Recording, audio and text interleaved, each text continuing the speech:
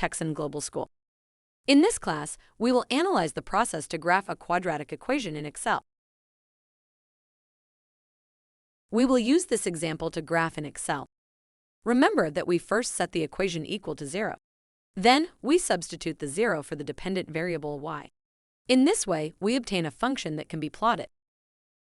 Hence, we write the function that we want to graph in any cell to identify the exercise. In this case, y equal to x squared minus 4.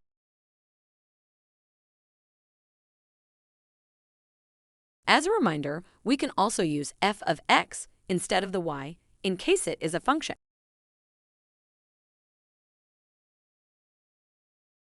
Before performing the calculations, we suggest giving format to the columns. This can be done by centering the elements of the cells and giving color to the borders of the table.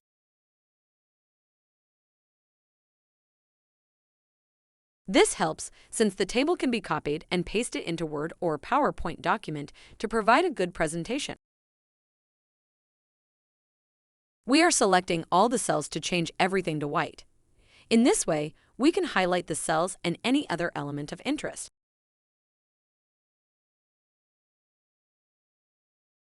This is also a way in which you can use your Excel document to present the information.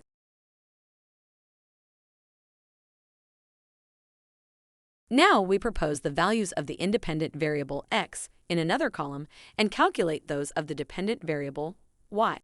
We propose values from -2 to 2.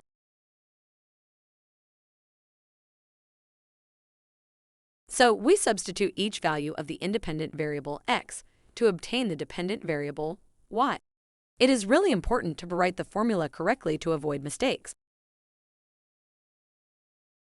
The equal sign indicates that the formula will be written. Once the formula is written, you can only drag the cell to get the other values. Another way to insert a formula is to select the desired cell and click on the FX icon. Now we select the entire table and move the cursor to the main menu to the Insert menu. As you can see, various types of graphs appear.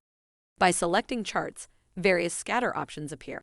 You can select only points or markers, only the line, or scatter with a smooth line and markers. We select scatter with line and markers. As a result, a parabola appeared. At each point of the dispersion, the coordinates previously tabulated are shown. More points are going to be added to the table and to the graph to get a better detail of the parabola. The more points you add, a better behavior you will get on the graph. We will expand the domain from -5 to 5.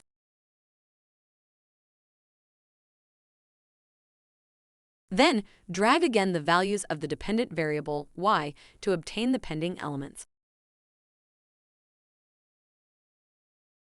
As we modify the table, the graph is also altered.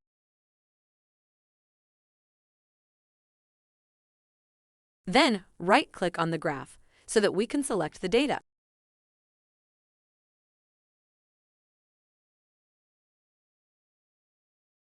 We select the Edit button of the data entry so that a window with 3 sections will be displayed.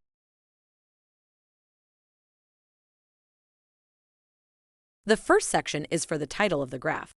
The second is to select the values of the independent variable x, and the last, to insert the values of the independent variable y. Hence, we extend the series of each of the variables to cover the new values of the table with the new domain from -5 to 5.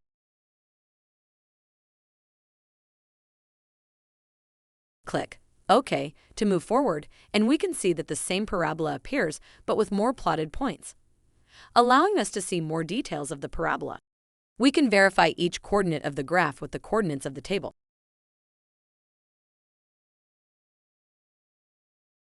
The parabola intersects the x-axis at points -2, 0 and 2, 0.